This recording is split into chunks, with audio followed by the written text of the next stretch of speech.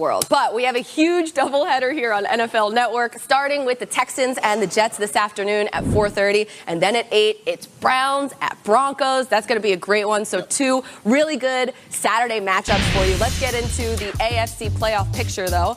And the Chiefs, they're still on top, even after losing to the Chargers on Thursday night. Big loss. It was. The Patriots are the number 2 seed, followed by the Texans and Steelers. The Chargers and Ravens are holding down that wild card spot. And check out the list of teams there chasing them. It's going to come down to the wire in the AFC. We know that. But back to the Texans. They're trying to bounce back after the Colts snapped their 9-game winning streak last week. Deshaun Watson and the Houston offense couldn't get anything going. 315 total yards in that loss. And today, they're going to try to lock up a playoff spot with a win over the Jets.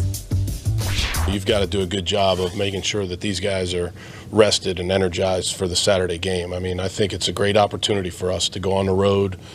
I think there's only another, 1 or 2 other games on that day being played in the NFL. It's a big day, and it's a big challenge. The Jets. I don't care what anybody's record is, so it's a big challenge. But I know our guys are, they're excited for it, and we've got to have a good week here. So here's how the Texans can clinch a playoff spot this weekend. They clinched the AFC South with a win and losses by the Colts and Titans, but they can also snag a playoff spot with a win and either losses by both the Dolphins and Steelers or by both the Dolphins and Ravens. So there's a lot of different scenarios here. Of course, it's a party all day long on NFL Network, starting with this game right here, and then tonight the nightcap with the Denver Broncos and the Browns. But let's get to this game first. So, Reggie, I want a player that you're excited to see on this field. Well, I'm excited to watch Sam Darnold play today, and I think when I listened to Coach Bill O'Brien, he talked about it doesn't matter what a team's record is, right? On any given Sunday, anytime, any team can beat you, right? And so the Jets, as banged up as they are, Sam Darnold, they have their quarterback. Sam Darnold, he's been great for him. He's shown flashes of greatness throughout the season, but he needs to be more consistent. And they got to play mistake-free football today if they want to have a shot at winning this football game. Right now, he has more interceptions than he has touchdowns. One of the things that plagued Sam Darnold in college were the turnovers, were the interceptions. So they can't have those turnovers today. You don't want to give Deshaun Watson and that offense too many opportunities. And it's a big spot, too, for him. If he performs well, that can leave sort of a lasting impression all offseason long because it's on a big stage for everyone. So putting together a memorable performance today would go a long way for him. Mm-hmm. What about you? Tell you what, for me, it's Deshaun Watson. He has to bounce back from a bad performance last week. Also, it's not so much even about, beating the Jets. It's about trying to lock up and be a contention for that number 2 seed because they want that first round bye.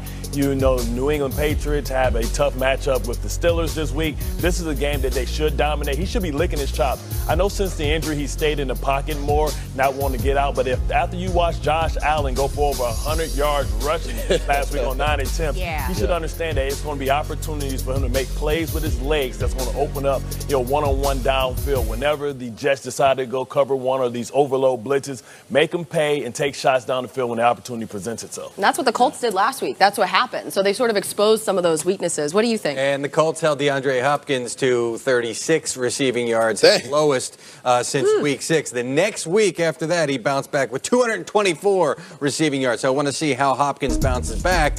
And the Jets this season have not traveled their cornerback with a receiver. They've done it once this year against Josh Gordon. They usually play their guys right and left. What do you do against DeAndre Hopkins? He's effective when you don't travel with the guy, and he's effective when you do travel with him. But traveling with him seems to be a little bit better, but he has 4 touchdowns when you have a guy travel with him, the most of any receiver in the league this year. I talked to Bill O'Brien about that this week. He says he's just so big, he's so physical that he's able to create space where there is none. And, of course, when he makes those ridiculous catches, even with a guy on top of him. That's why sometimes defenses go, you know what, we won't travel because it doesn't matter. Why put our best guy? Let's just play left and right. Yeah, I want to see Lamar Miller in this game. The Houston running game last week, they could not get going. They averaged 2.7 yards per carry. But this is a team that you can run on. The Jets, since week 10, season, no team has allowed more rushing yards per game than the Jets. So they need to establish the run. They need to do it with Lamar Miller. He's been doing a really good job of it lately. Yeah. The two previous games before last week, I think he had about 267 yards or so rushing in that neighborhood there.